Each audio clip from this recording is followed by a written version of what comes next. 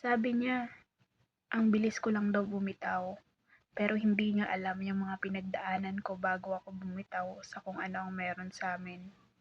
Madali nga lang ba talagang bumitaw? My loves, para sa akin, hindi madali ang bumitaw. Dahil isa yan sa pinakamahirap na desisyon pagdating sa isang relationship or pagdating sa pagtatapos ng isang relasyon. Yung bibitaw ka sa taong alam mong mahal mo.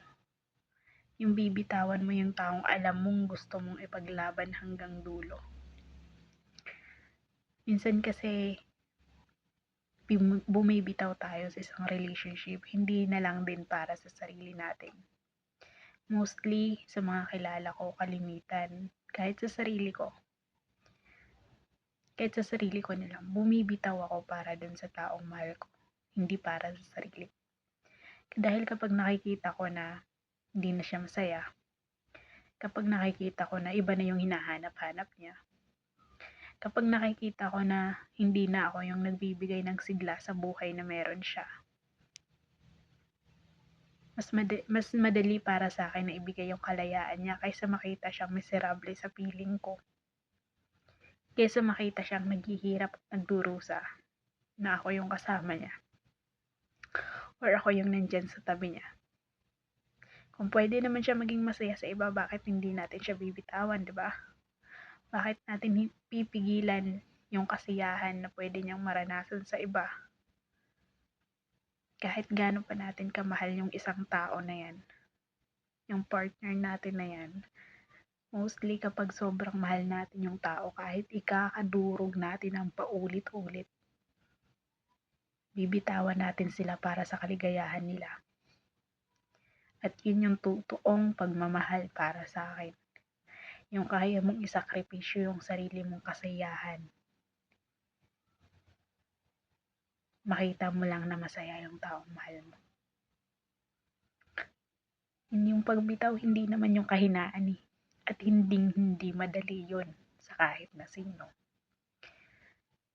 Siguro, bago nila gawin yung mga bagay na yun, hindi natin alam kung ano yung mga pinagdadaanan nila behind sa desisyon nila ngayon.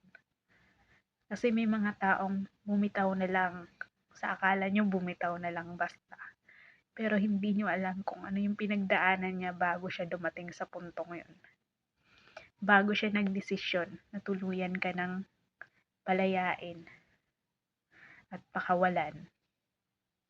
Hindi mo alam kung ano yung mga pinagdaanan niya sa puso't isip niya, sa sarili niya, bago siya magpasya ng ganong desisyon. At yun yung isa sa mga pagkakamali ng mga taong inakala na ganun na lang sila bumitaw. Ganun na lang yung partner nila na iniwan sila. Subukan yung alalahanin kung ano yung mga nagawa nyo, mga naipakita nyo dun sa partner nyo, kung bakit ganun na lang siya nagdesisyon. Well, oo, hindi naman lahat. Meron din talagang bumibitaw na lang basta nang dahil sa hindi na sila masaya. Na sila na yung mismo yung hindi na masaya. Na sila na mismo yung nakakita ng ibang kasiyahan sa ibang tao. May mga ganon din. May mga ganong aspeto din ng pagbitaw. Kasi hindi naman lahat iisa yung rason. Pero dun pa rin tayo na hindi talaga mabadali. Dahil kahit sabihin niya na ganun na lang siya bumitaw kasi may nakita na siyang iba. Kung minahal ka ng taong yan, kung naging totoo siya sa'yo habang kayo, at ramdam mo yon na sincere siya sa'yo, na seryoso siya sa'yo, alam mo sa sarili mo na hindi rin naging madali yung desisyon niya, na basta ka na lang niyang bitawan dahil lang may mahal na siyang iba or may nagustuhan na siyang iba. Lagi natin ilalagay yung sarili natin sa sitwasyon na mayroon sila. Isipin nyo lagi na paano pag ikaw yung nasa ganong sitwasyon. Ano yung pwede mong maramdaman? Ano yung pwede mong maging desisyon kapag nasa ganun ka ng sitwasyon? Pero Siyempre, may mga nagsasabi din kasi na hindi naman gano'n yung tunay na pagmamahal kasi kung mahal mo yung tao kahit gaano pa yan kagulo, gaano pa yan kahirap, yun at yun pa rin yung pipiliin mo. Siguro oo. Pero kasi, yung mga bumibitaw, sila yung mga taong may lakas ng loob na bitawan ka, pero may kahinaan sila para ipaglaban ka. Lalo na kung pinapakita mo sa kanila na